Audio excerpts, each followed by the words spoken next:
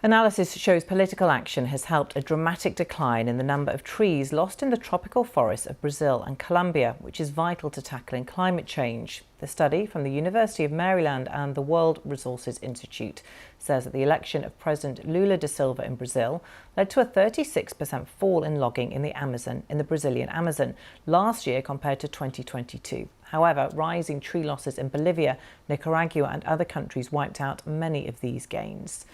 Let's cross live now to Rod Taylor, Global Director of the Forest Programme at the World Resources Institute, who has more on this. Welcome to you. Thanks very much for joining us from Geneva. Tell us a bit more about the findings of this report. The report is a story about climate change, about political will, and about the future economic options for people living in rainforests. So the political will story, as you noted, we've seen dramatic decreases in deforestation in Brazil and Colombia, and that links closely to new governments there who have taken decisive action to deal with the issue of deforestation. The climate change story is a good illustration of what's happening in Bolivia, where we saw massive fires this year, driven in part by drier conditions, degraded forests that burn more easily, and so on. And finally, there's the development challenge. People living in and around rainforests need future pathways to development that are consistent with having healthy rivers and forests around them. And how is that impacting? How are those countries that are heavily engaged in deforestation at the moment, what lessons are they learning from those countries who've managed to pull back from this? Yeah, I think it ultimately comes down to political will. And so, the story in Brazil does show what a difference that makes.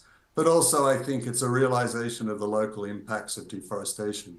So, for example, the Amazon generates rainfall for lots of the farming regions in South America. And if that rain goes away, it affects the whole economy. So I think ultimately it's those local impacts that's likely to drive that political will.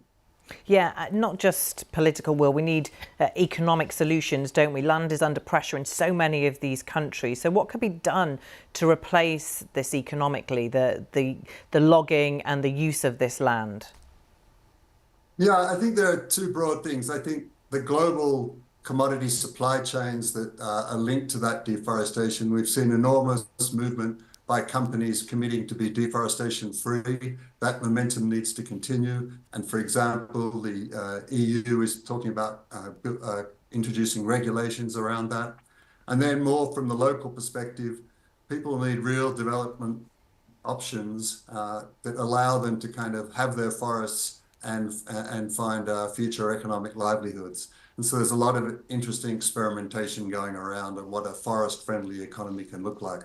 Yeah, you mentioned the EU there. Is there enough international support for these countries who rely on deforestation economically to supplement, to replace this?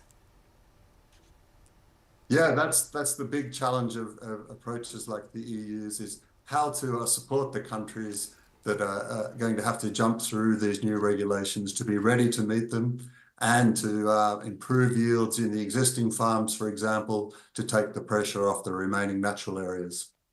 Okay, really interesting to get your thoughts. Thanks very much for being with us, Rod Taylor, there in Geneva. Thank you.